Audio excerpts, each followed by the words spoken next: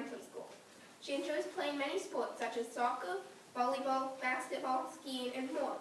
She also likes music, singing, and doing creative projects. Please join me in welcoming Faye Duffy with her speech, Strong Like Tractor.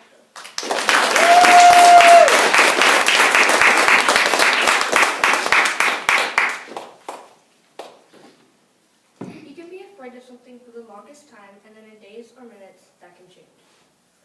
When I was little, I was always afraid of getting lost. I felt vulnerable and super small. When I was 6, I was in London drugs with my mom shopping. While we were walking the aisles, I turned around and suddenly she wasn't there. I looked around the next corner and she wasn't there either. I started panic sobbing as I walked through the store looking for her. I don't know how long I looked for her, but it felt like a long time. A lady came up to me and said, "Are you okay, honey? I lost my mom." The lady took me to the front desk to announce on the speaker about the lost little girl. And there was my mom, standing there talking to a friend. She didn't even notice I was gone.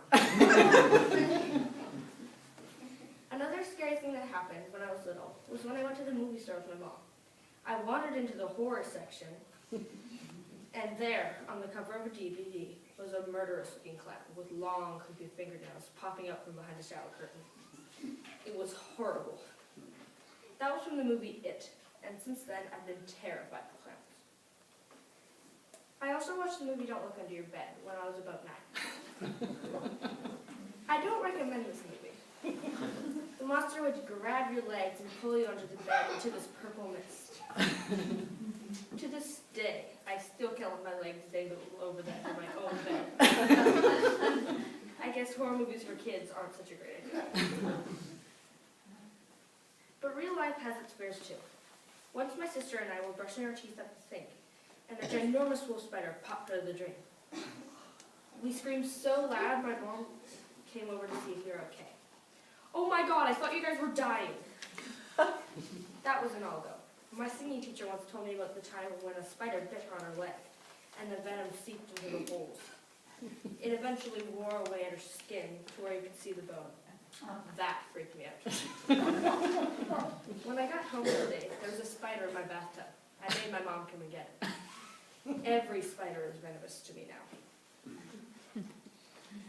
Being on the West Coast, I've always been afraid of earthquakes. Did any of you feel the little one that happened a couple months ago?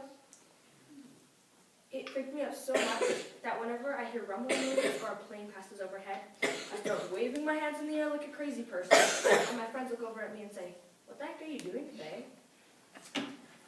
I think my deepest fear is one of not belonging. My mom is the coach of the girls' rep soccer team and says I should use more skills on the field, like a 360, to get around someone. I don't want to do these skills though, and I just pass instead because I'm afraid of making a mistake and having my team suffer because of it. I worry that my team would be upset with me and I would feel self-conscious. It doesn't feel good to be the one who caused all the trouble, to feel like an outsider on your team. This has never happened, but still, it's a fear of mine. Even what I'm doing right now, it's a big deal. It's kind of scary. I'm speaking to people who are complete strangers. But I know it's an important part of it. It's how we start new friendships and get up there in the world. Fear is useful. I mean, it keeps us from doing stupid things like jumping off cliffs or picking up poisonous spiders. Overcoming fears is essential for us to grow. Now that I'm older, things are different. Because I've gotten out of my comfort zone and experienced more things. Some of these things are conquered. The ones I haven't are basic. Earthquakes. They happen, and I'm going to have to be okay.